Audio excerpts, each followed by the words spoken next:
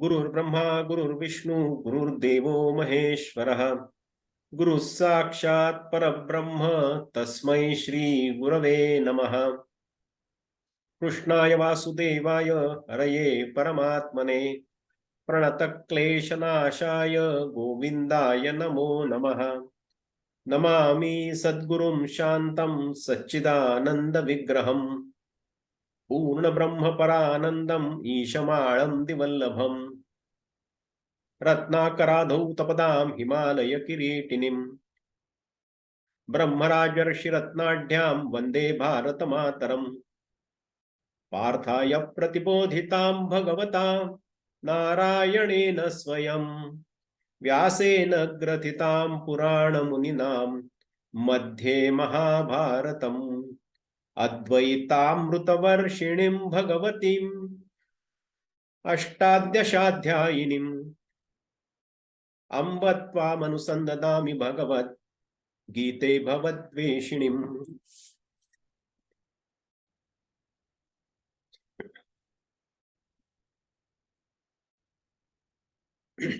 आणि अभिचारा वेगळे विपाये जे अवगळे तया टाकी ती इटाळे पै शून्याची सती आणि सत्पुरुष दानशील याज्ञिक तपस्वी अलौकिक संन्यासी जे का भक्त हन महात्मे ये माझी निजाची धामे निर्वाळली होन धर्मे श्रौतादिकी तया द्वेषाचे नि काळकुटे वासटोनी तिखटे कुबोलांची सदटे सूती कांडे तानहं द्विषतः क्रूरान् संसारेषु नराधमान् क्षिपाम्यजस्त्रमशुभा नासुरेष्वेव योनिषु ऐसे आघवाची परी प्रवर्तले माझ्या वैरी तया पापिया जे मी करी ते आई कपा तरी मनुष्य देहाचा तागा घेऊनी रुसती जे जगा ते पदवी हिरोनी पैगा ऐसे ठेवी जे क्लेश गावीचा उकरडा भवपुरीचा पानवडा ते तमोयोनी तया मूढा वृत्तीची दे मग आहारे चीनी नावे तृणही जेथ नुगवे ते व्याघ्र वृश्चिक आडवे तैसिये करी तेथ क्षुधा दुःखे बहुते तोडुनी खाती आपणयाते मरमरो मागुते होतची असती का आपला गरळ जाळी जळीती अंगाची पेदळी ते सर्पची करी बिळी निरुंधला परी घेतला श्वासू घाये येतुले नाही मापे विसावा तया नाटोपे दुर्जनासी ऐसेनी कल्पाचिया कोडी कणिता ही संख्या थोडी ते तुला वेळून काढी क्लेशोनी तया तारी तयासी जेथ जाणे तेथिचे हे पहिले पेणे ते पावोनी जेरे दारुणे न होती दुःखे आसुरी योनिमापन्ना मूढा जन्मनि जन्मनि माम प्राप्ते व्यकौंतेय ततो यान्त्यधमां गतिम हा ठायवरी चोरी संपत्ती ते आसुरी अधोगती अवधारी जोडिली तिही पाठी व्याघ्रादी तामसा योनी तो अळुमाळू ऐसा देहधाराचा उसासा आथी जोही तोही मी बोल्हा वाहिरे मग तमची होती एकसरे जेथ गेले अंधारे काळवंडीजे जयाची पापा चिळसी नरक घेती विवशी क्षीण जाय मूर्छी क्षीणे जेणे मळू जेणे मैळे तापू जेणे पोळे जयाचेनी नावे सळे महाभय पापा जयाचा कंटाळा उपजे अमंगळ अमंगळा विटाळू हे विटाळा बिहे जया ऐसे विश्वाचे या बोखटे या अधमजे धनंजया ते होती भोगुनिया तामसा योनी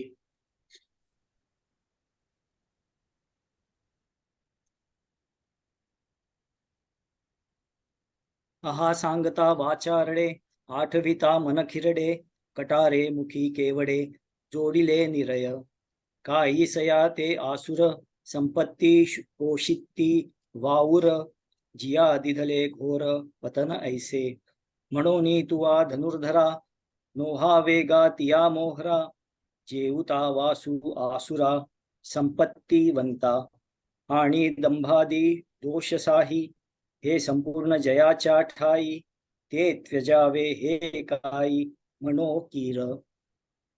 त्रिविधं नरकस्य इदं द्वारं नाशनम् आत्मनः, कामः क्रोधः तथा लोभः, तस्मात् एतत्त्रयं त्यजेत्.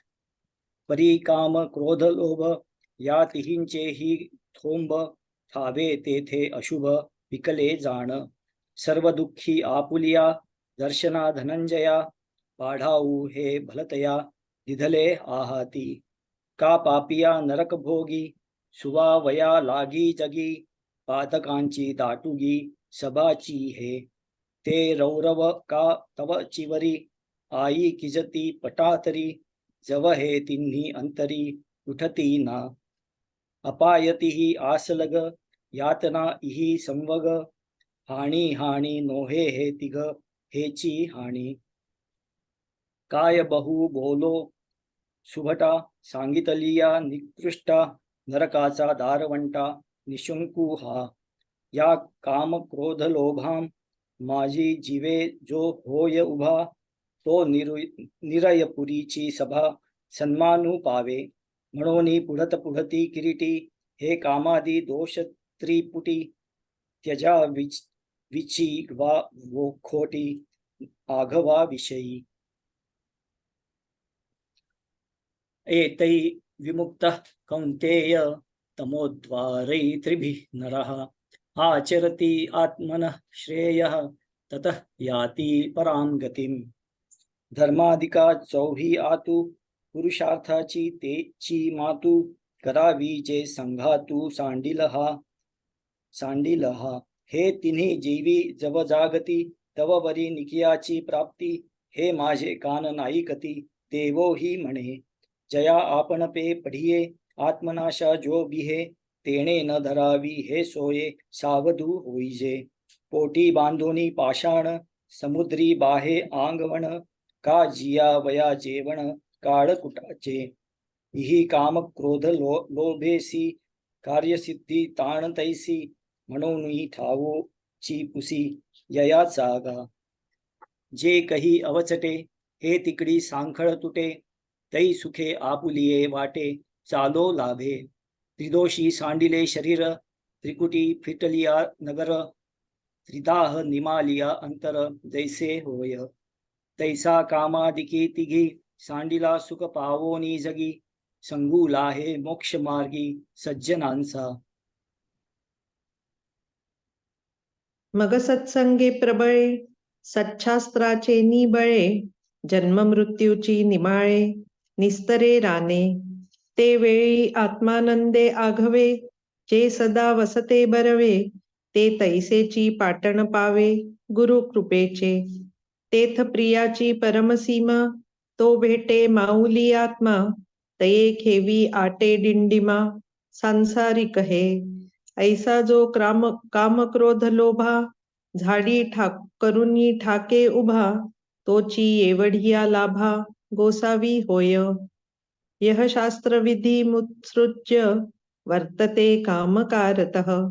न स सिद्धिमवाप्नोति न सुखम न पराम गतिम.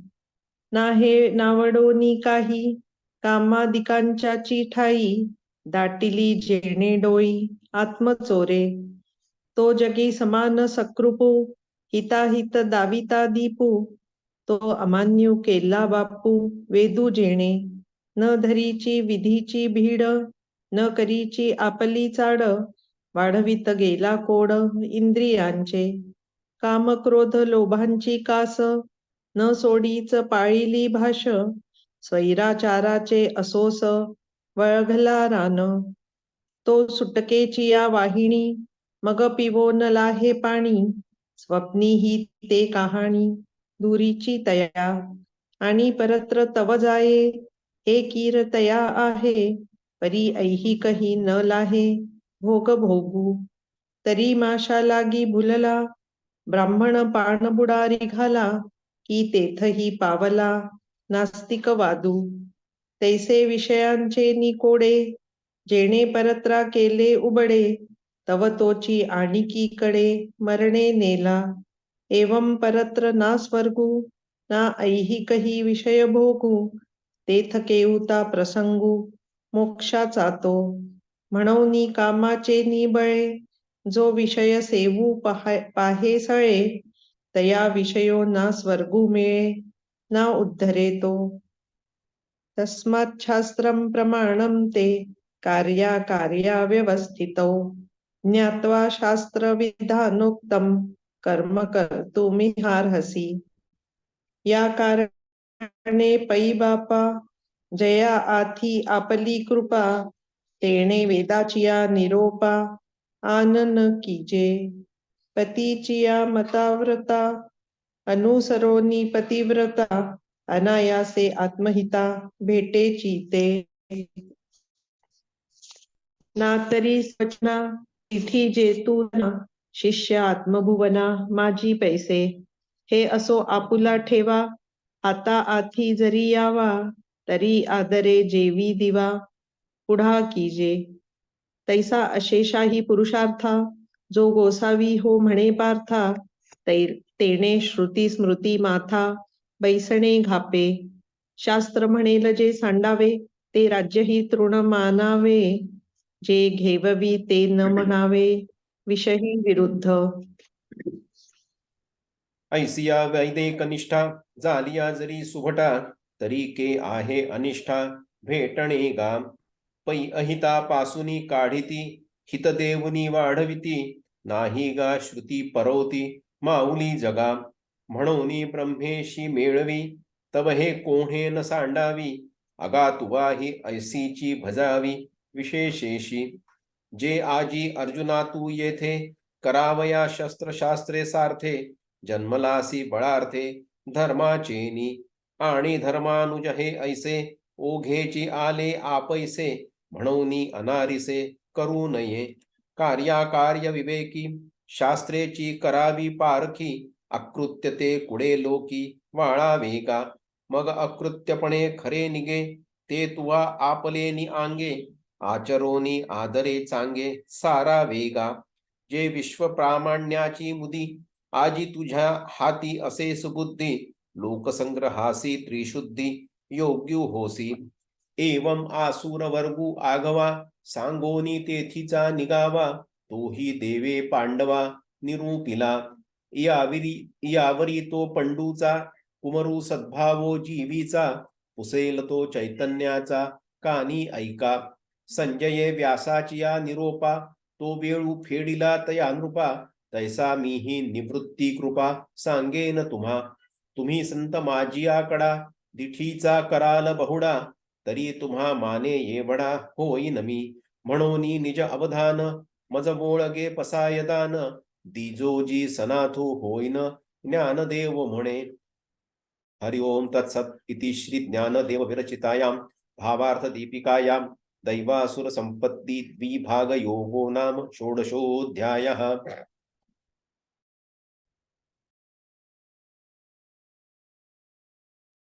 नमस्कार. सर्वप्रथम गीता जयंतीच्या सर्वांना खूप खूप शुभेच्छा. आपण हे ज्ञानेश्वरीचे पठण आणि अर्थ समजून घेण्याचा जो प्रयत्न करतो आहे, तो अर्थातच श्रीकृष्णेच्या आणि माऊलींच्या कृपेने आपण करत आहोत. हा 16वा अध्याय मानवी स्वभावाच्या 2 प्रकारांचे वर्णन करतो, संत आणि आसुरी स्वभाव. संत म्हणजे सात्विक स्वभावही आपण म्हणू शकतो. भगवान श्रीकृष्ण स्पष्ट करतात की संत स्वभाव मानवामध्ये चांगुलपणाच्या पद्धती विकसित करून, शास्त्रात दिलेल्या सूचनांचे पालन करून आणि आध्यात्मिक साधनेने आपले मन शुद्ध करून विकसित होत असतो. आणि अशा आचरणामुळे दैवी संपत्ती किंवा देवासारखे गुण, दैविक गुण आपल्याकडे आकर्षित होत असतात. आणि हे झाल्यावर शेवटी ईश्वर प्राप्ती होते. आणि या उलट आसुरी स्वभाव असलेल्या व्यक्तीला उत्कटतेच्या आणि पद्धती आणि अज्ञान आणि अर्थात भौतिक जे आकर्षण असतं, भौतिक दृष्ट्या जे केंद्रित ज्याची जीवनशैली असते, याच्याशी जोडून तो विकसित होतो. त्यामुळे मानवी व्यक्तिमत्वात हानिकारक गुणधर्म त्याच्यामध्ये निर्माण होतात आणि हे आत्म्याला शेवटी नरकासारख्या अस्तित्वाकडे घेऊन जाते. हे म्हणजे समराईज वे म्हणू शकतो की 16व्या अध्यायात सांगितलं आहे. आपण सध्या या असुर व्यक्ती या काय करतात याचं जे आहे आपण 401च्या आधी आपण 396 किंवा 97 हे श्लोक जर पाहिले, ओव्या जर पाहिल्या, तर त्यात म्हटलंय की भगवान सांगतायत की अर्जुना, हे जे यज्ञकर्ते असुर पहिल्या प्रथम जार म्हणजे मरणादी प्रयोग साधण्यासाठी आपल्या स्वतःच्याच रक्तमांसाचा वेच करतात आणि मग ते जिवंत देह जाळतात. आणि या कृत्यामुळे त्या देहामध्ये असणारा मी म्हणजे भगवान श्रीकृष्ण त्या मला, त्याच्या आत्मत्वाला विलक्षण जाच देतात. आणि हे जारण मरण करणारे अभिचारक ज्यांना ज्यांना पीडा देतात त्या सर्वांमध्ये मीच चैतन्य रूप असल्यामुळे त्या सर्व उपद्रवाचा मला कंटाळा येतो, मला शीण येतो. आता पुढे 401व्या ओळीपासून आणि अभिचारा वेगळे विपाये जे अवगळे तया टाकीती इटाळे पैशून्याची. म्हणजे या व्यभिचाराच्या तळ्याखातून जे काही दैवयोगाने तगेल किंवा ते त्यांच्या दृष्ट निंदेच्या दगडफेकीने हैराण होते, सती, पतिव्रता, साधू संत, दाते, याज्ञिक, लोकोत्तर तपस्वी, संन्यासी, महात्मे, भक्त हे माझ्या परम आवडीचे विषय होत आणि त्यांनी आचरल्यामुळे सर्व श्रौत, स्मार्त आणि इत्यादी क्रियानुष्ठाने ते पवित्र होतात. परंतु हे असुर या सज्जनांवरही द्वेषाच्या भयंकर विषाने माखलेल्या व पाजळून तिखट केलेल्या दुशब्दरूपी खडतर बाणांचा प्रहार करत असतात.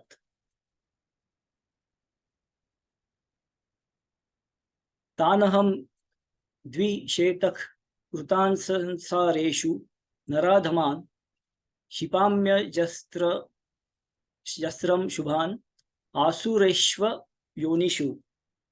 म्हणजे जे लोक अहंकार, शक्ती, अभिमान, इच्छा आणि क्रोध या गोष्टींचे ज्यांना व्यसन लागते आणि जे इतरांवर टीका करत असतात, तेच लोक स्वतःच्या आणि इतरांच्या शरीरात असलेल्या आंतरिक आत्म्याचा द्वेष करतात. भगवान श्रीकृष्ण इथे म्हणतायत की मी त्या द्वेषी, पापी आणि क्रूर लोकांना पुन्हा पुन्हा राक्षसी रूपात जगात ठेवतो.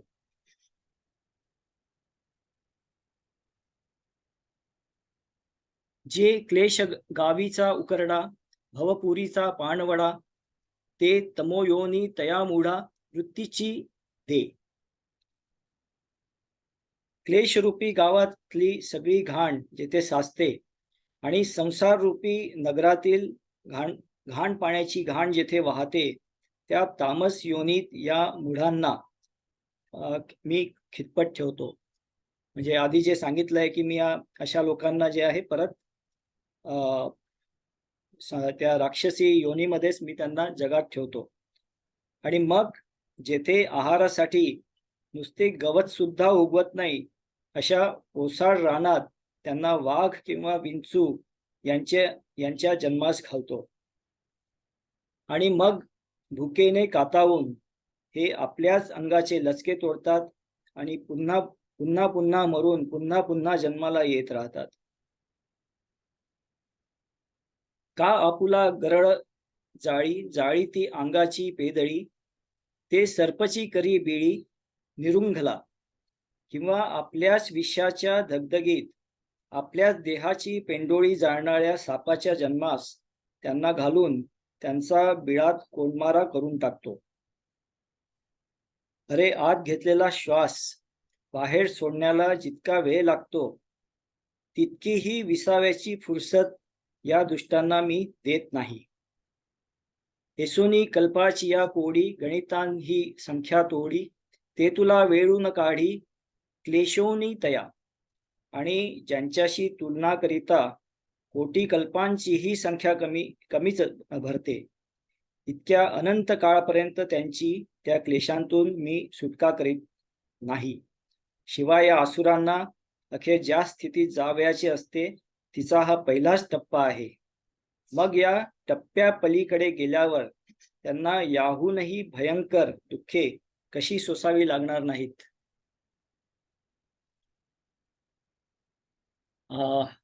20व्या भगवद्गीतेच्या श्लोकामध्ये हेच म्हटलंय, आसुरी योनिमापन्ना मूढा जन्मनी जन्मनी माम प्राप्यैव कौंतेय ततो यांत्य धमांगती. म्हणजे त्यावेळेस भगवान अर्जुनाला म्हणतात की अर्जुना, ते मूर्ख मला प्राप्त न होता प्रत्येक जन्मात आसुरी जन्म घेतात आणि नंतर त्याहूनही खालच्या स्तराला प्राप्त होतात, म्हणजेच ते कठोर नरकात पडतात. त्या या आसुरी संपत्तीमुळे, म्हणजे हा पुढे म्हटलेला आहे माऊलींनी की हा ठायवरी संपत्ती ते आसुरी अधोगती अवधारी जोडिली तीही. त्या आसुरी संपत्तीमुळे ते इतक्या दुर्धर दुःखमय स्थितीला पोचतात आणि त्यानंतर व्याघ्रादिकांच्या तामस योनीतही जो विश्रांती घेण्याला थोडा देहाचा आधार असतो, तोही त्यांचा आधार मी हिरावून घेतो. मग ते निर्भळ तमस बनतात.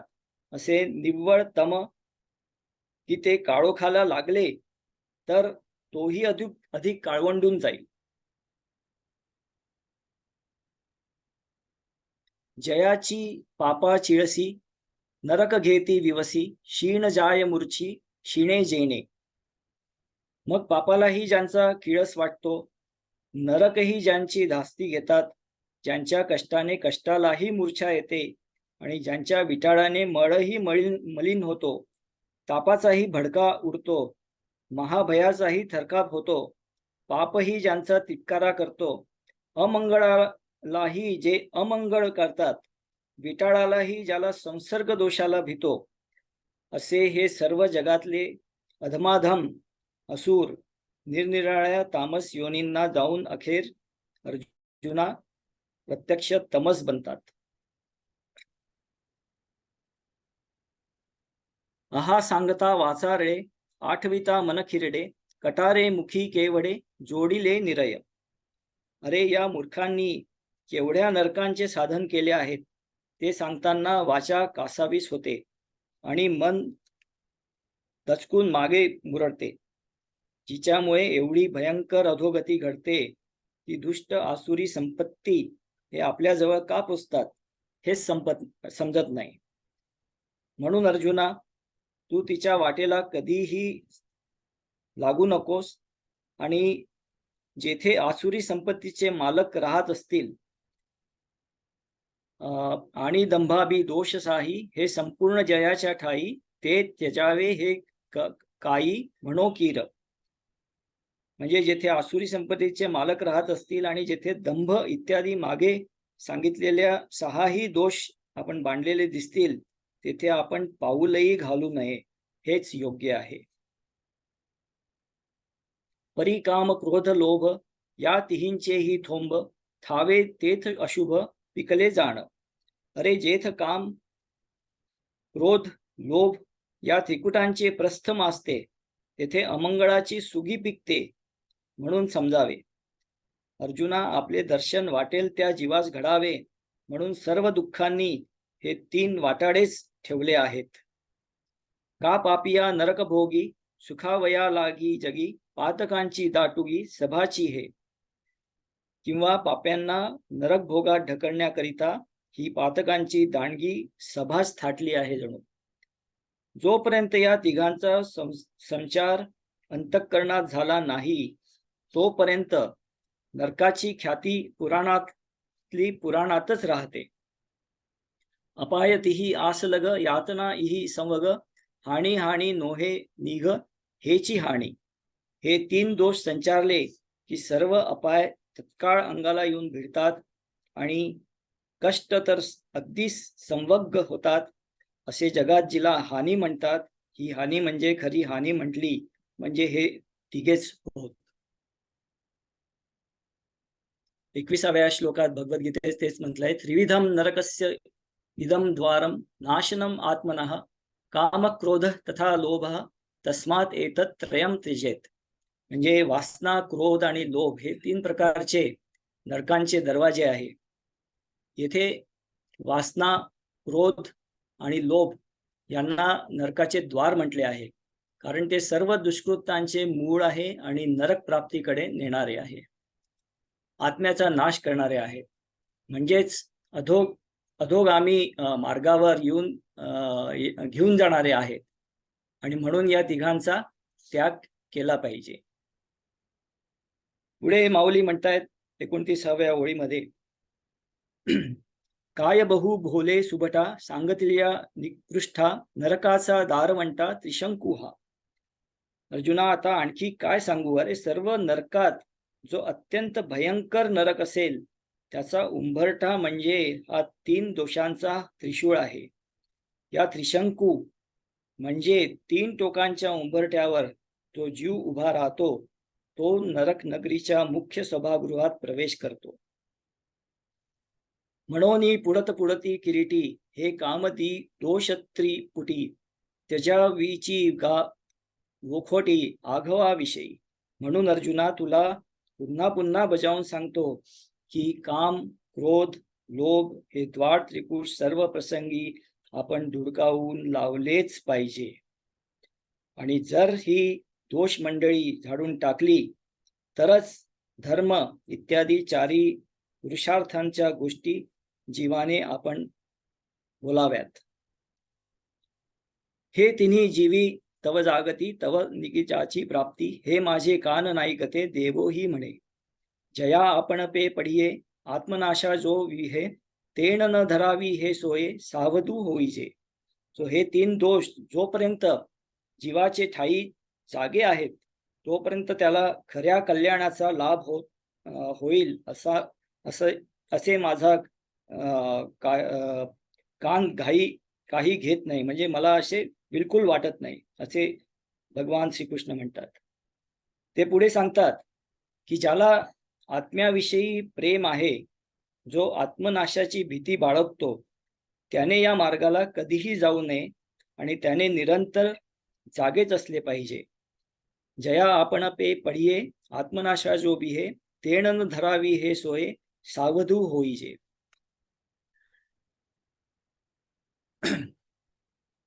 शेवटी श्रीकृष्ण असे म्हणतायत, घोषित करतायत की शास्त्रांचे ज्ञान अज्ञान आणि उत्कटतेवर मात करण्यास ही मदत करते आणि ते आपल्याला जीवनात योग्य निवड करण्यासाठी मार्गदर्शन करतात.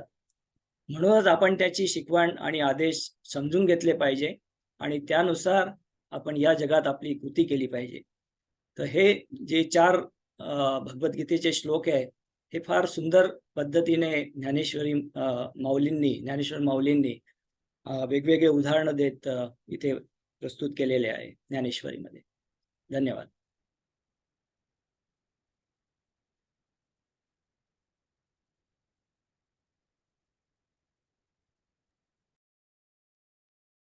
तर आतापर्यंत आपण बघितलं, विकासने सांगितलं तसं, की काम, क्रोध आणि लोभ यांचं हे जे त्रिकुट आहे हे आपण सर्वच बाबतीत आपण त्याचा त्याग केला पाहिजे असं भगवान श्रीकृष्ण अर्जुनाला सांगतायत. ते सांगतात की हे तिघ जिथे आहेत, काम, क्रोध आणि लोभ, हे जिथे आहेत तिथे काहीच चांगलं होत नाही, तिथे सगळं अशुभच होतं. म्हणजे त्या तिघांचं काम हेच आहे की आपल्याला नरकात जाण्याचा मार्ग दाखवणे, त्याचंच काम हे तिघं करतात. आता या तिघांची संगत जो सोडेल त्यांनीच धर्म, अर्थ, काम, मोक्ष या 4 पुरुषार्थांपैकी एखाद्या पुरुषार्थाची गोष्ट करावी, की ज्यांनी काम, क्रोध आणि लोभाला ची संगत सोडली.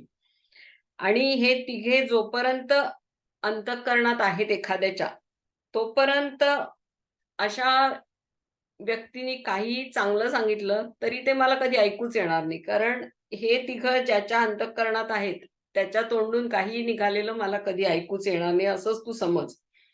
आणि ज्याला स्वतःचं हित साधायचं असेल, स्वतःचा आत्मनाश करून नाही घ्यायचा आहे किंवा जो आत्मनाशाला भीतोय, तर त्यांनी वेळीच सावध होऊन हे काम, क्रोध आणि लोभ यांच्या वाटेला जाऊ नये. आता माऊली 36व्या ओवीत म्हणतात, पोटी बांधोनी पाषाण समुद्री बाही अंगवण का जियावया जेवण काळकुटाचे इही काम क्रोध लोभेसी कार्यसिद्धी जाण तैसी म्हणोनी ठावोनी पुसी ययांचा गा जई कही अवचटे हे तिकडी साखळ तुटे तै सुखे आपुलिये वाटी चालो लाभे. सुबोध ज्ञानेश्वरी मध्ये याचं त्यांनी चांगल्या याच्यात सांगितलेलं आहे. प्रज्ञा भारती श्री भावर्णेकरांनी, की पोटी बांधून पाषाण जावे समुद्र पोहून किंवा जगण्यासाठी जेवण काळकुटाचे तैसी काम क्रोध लोभाने कार्यसिद्धी अशक्य जाणे म्हणून त्यांचे मूळ उपटणे मनातून सर्वथा जेव्हा सहसा ही बेडी तुटून जाते तीन कडी तेव्हा वाटे चालता गोडी आत्महिताच्या दिशेने. म्हणजे आपण जर पोटाशी दगड बांधला तर समुद्रात पोहता येणं शक्य तरी आहे का? किंवा जेवणात काळकूट म्हणजे विषच वाढलं तर ते जेवण होईल का आपलं? तसंच काम, क्रोध आणि लोभ यांनी कुठलीच कार्यसिद्धी कधी शक्य नाही. म्हणून अर्जुना, तू याचा आधार पुसून टाक आणि जेव्हा जेव्हा अवचित या 3 कड्यांची साखळी तुटेल, जेव्हा काम, क्रोध आणि लोभ या 3 कड्यांमधून कोणी बाहेर पडेल, तेव्हाच त्याला आत्मज्ञानाच्या वाटेने थोडेफार पुढे जाता येईल.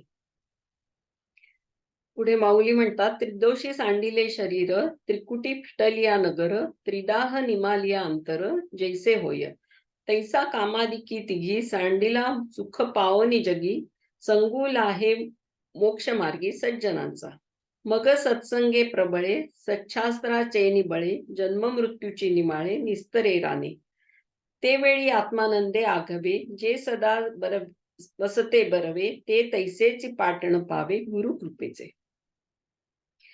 याच्यात प्रज्ञा भारतींनी म्हटलंय, त्रिदोष जाता देहातून त्रिकपट जाता गावातून त्रिदुःख जाता मनातून प्रसन्नता वाटते. म्हणजे काय की आपल्याला त्रिदोष म्हणजे कुठले की कफ पित्त आणि वात हे जे 3 दोष आहेत, तर हे जर आपल्या शरीरातून जर नाहीसे झाले तर आपल्याला चांगलं आरोग्य जसं प्राप्त होतं. किंवा चोरी, चहाडी आणि व्यभिचार या 3 गोष्टी त्रिकपट या जर नगरातून गेल्या तर नगर जसं सुखी होईल.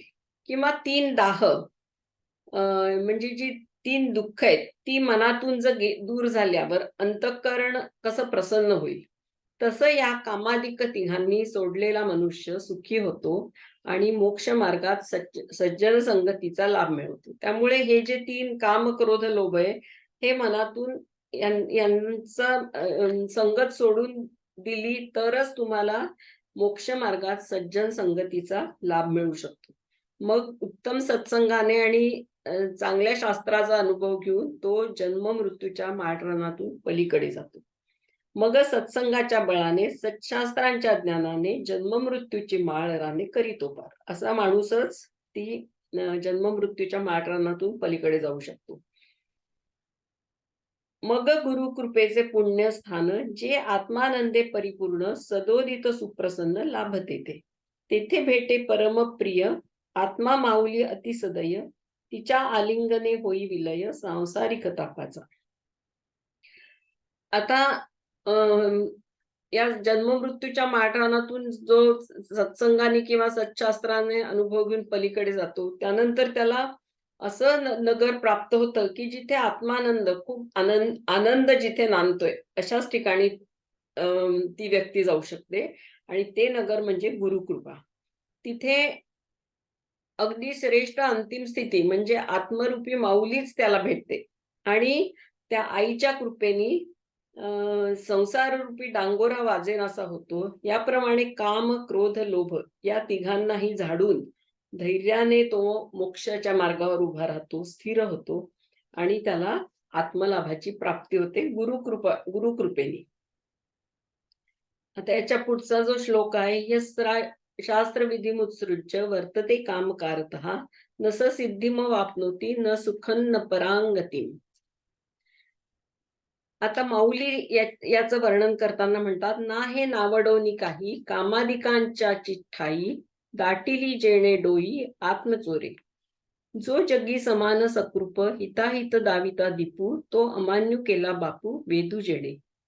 न धरीची विधीची चिड न करीची आपली चाड वाढविता गेला कोड इंद्रियांचे. आता जो जगी समान सकृप हिताहिताचा दर्शक दीप तो अमान्य केला बाप वेदही जाणे. धर्मविधीची न धरी चिड आत्महिताची न करी चाड विवेकाने पुरवी कोड इंद्रियांचे. आता असे चांगलं ज्याला काही आवडत नाही किंवा जो कामाधिकात आपलं डोकं घालतो आणि जो या जगात कृपावंत हिताहित दाखवणारा वेद रूप दीप आहे, तो ज्याला मान्यच नाही आणि जो शास्त्रविधीची भीड धरत नाही, स्वतःच्या हिताची ज्याला चाड नसते, जो इंद्रियांचे चोचले वाढवत जातो किंवा जो या तिघांची कास म्हणजे काम, क्रोध, लोभाची कास सोडत नाही, जणू तो त्यांना वचनबद्ध असतो आणि जो स्वैराचाराच्या अफाट रानाचा आश्रय घेतो, तो मोक्षाच्या प्रवाहातील पाणी सुद्धा पिऊ शकत नाही. एवढंच काय तर मोक्ष मिळू शकेल ही गोष्टच त्याला मिथ्या वाटते. म्हणजे त्याला मोक्ष वगैरेवर त्याचा विश्वासच नसतो थोडक्यात. तर माऊलींनी त्यापुढे म्हटलंय की आणि परत्र तव जाये हे कीरतयाला आहे परी ऐहिकही न लाहे भोग भोगू. तरी माशा लागी भुलला ब्राह्मण पाणबुडारी घाला की तेथही पावला नास्तिक वादू. आता श्रीभा वर्णेकरांनी याला सोप्या भाषेत सांगितलं आहे.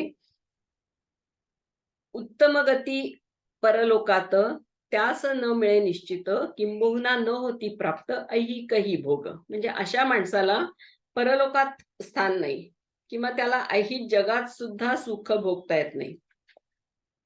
मासा धरावया ब्राह्मण क्षणिका झाला पाण्यात मग्न मासा गेला सहजा सुटून ब्राह्मणपण ते पण लोपले.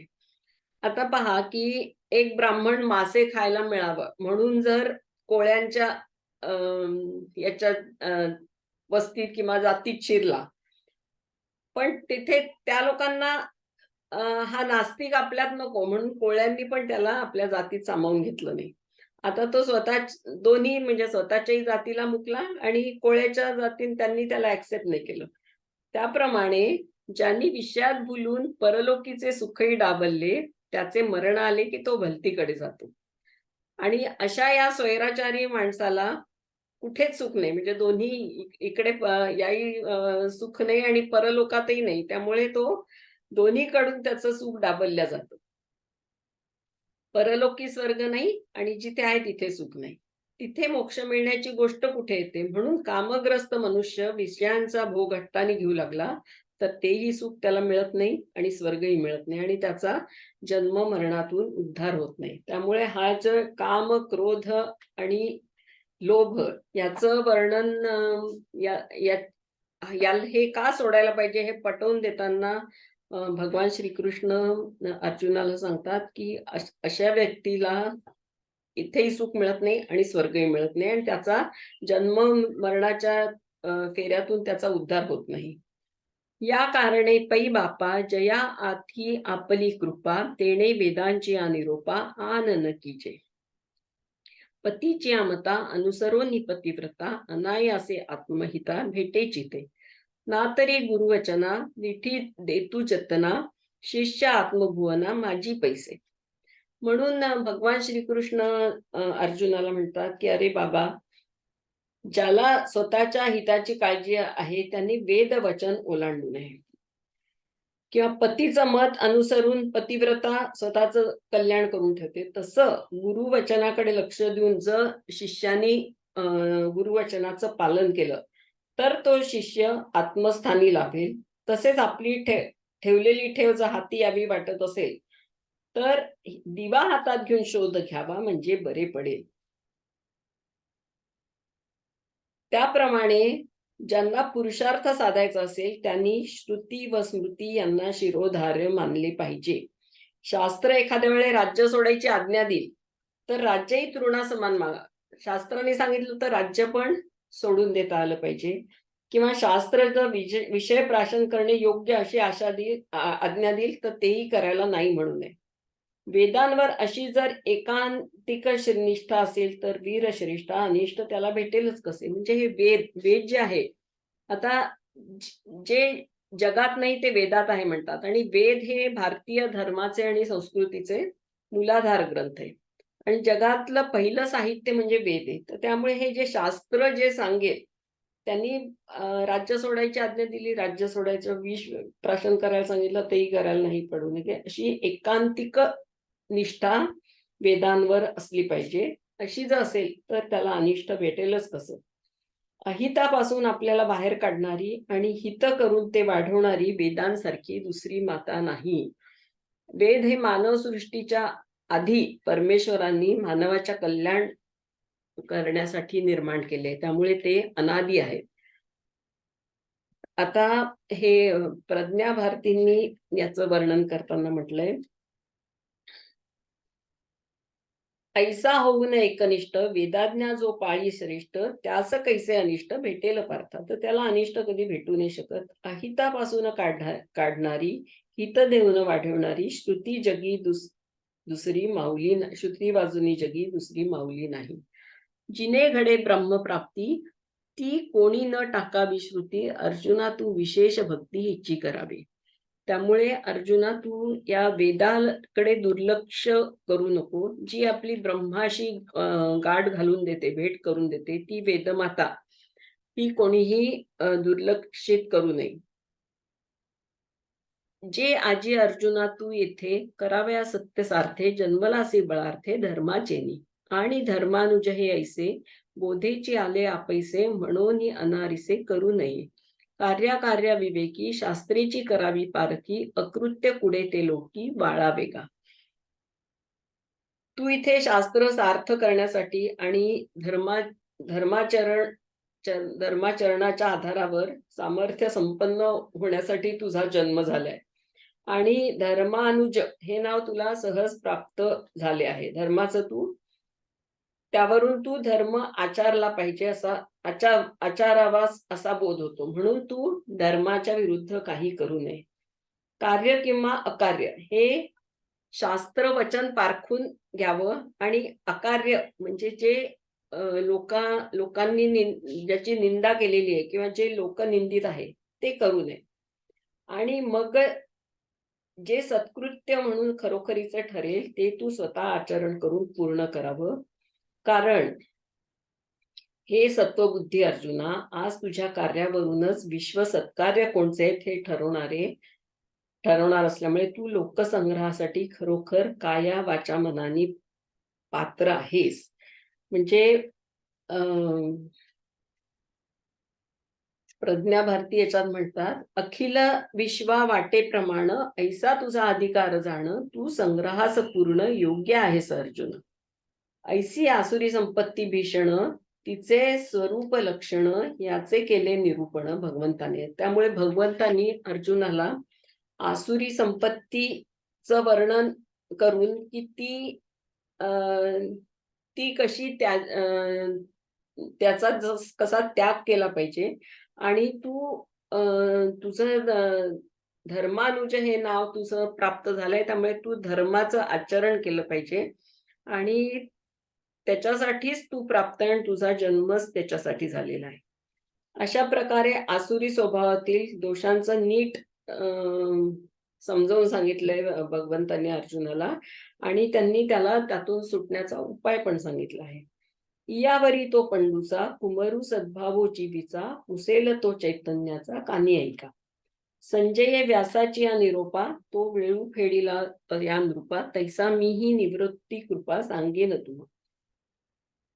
त्यानंतर हा पंडुपुत्र मनातली जिज्ञासा श्रीकृष्णाला भगवान श्रीकृष्णाला विचारेल आणि तो विचार तुम्ही सावध चित्तानी जागरूकतेने ऐका असं माऊली सगळ्या श्रोत्यांना सांगतायत. आणि पुढे म्हणतायत तुम्ही संत माझी या कडा दिठीचा कराल बहुडा तरी तुम्हा माने एवढा होईल मी. म्हणून निज अवधान मग वोळगे पसायदान दिजो जी समर्थ होईन ज्ञानदेवो म्हणे. व्यासांच्या आज्ञेवरून संजयांनी धृतराष्ट्राला हे सगळं युद्धकथा सांगून जसं रमवलंय तसंच मीही यांचे गुरु माऊलींचे गुरु म्हणजे निवृत्तीनाथ, तर निवृत्तीनाथांच्या कृपेने तसंच मीही तुम्हाला सगळं सांगेन. आणि तुम्ही संतांनी जर कृपादृष्टीचा वर्षाव केला तर तो तुम्हाला मान्य होईल एवढा मी पात्र होईल आणि त्यामुळे मी तुम्हाला आवडता होईल. आणि म्हणून मला आपले अवधान रूपी प्रसाददान द्यावे. अवधान रूपी म्हणजे मी जे सांगतोय त्याच्याकडे तुम्ही लक्ष द्या म्हणजे मी समर्थ होईन आणि व्याख्यान देण्याची क्षमता माझ्या अंगी येईल असं माऊलींनी सांगितलेलं आहे शेवटी या अध्यायाच्या संपताना. तर असा आता आपला हा 16वा अध्याय संपलेला आहे. वंदना येईल तेव्हा याचा पूर्ण सारांश परत आपला होईल, तर तिच्याकडून आपण पूर्ण सारांश ऐकून घेऊ आणि ती येईपर्यंत आपण आपलं अर्थवाचन सुरू ठेवणार आहे. तर पुढचा 17वा अध्याय पुढच्या ह्याच्यापासून सुरू होईल. आता मी आरती म्हणते. आरती ज्ञानराजा, आरती ज्ञानराजा महाकैवल्य तेजा सेविती साधू संत मनुवेधला माझा. आरती ज्ञानराजा लोपले ज्ञान जगी हित नेणती कोणी. अवतार पांडुरंग नाम ठेविले ज्ञानी. आरती ज्ञानराजा कनकांचे ताट करी उभ्या गोपिका नारी. नारद तुंबरू हो सामगायन करी. आरती ज्ञानराजा प्रकट गुह्य बोले विश्वब्रह्माची केले. रामा जनार्दनी पायी मस्तक ठेविले. आरती ज्ञानराजा, आरती ज्ञानराजा महाकैवल्य तेजा सेविती साधू संत मनुवेधला माझा. आरती ज्ञानराजा. राजेश हो म्हणतो मी. वसुदेव सुतं देवं कंस चाणूरमर्दनं देवकी परमानंदं कृष्णं वंदे जगद्गुरुं. योगेशं सच्चिदानंदं वासुदेवं व्रजप्रियं धर्मसंस्थापकं वीरं कृष्णं वंदे जगद्गुरुं. श्री कृष्ण वंदे जगद्गुरुं. जय श्री कृष्ण.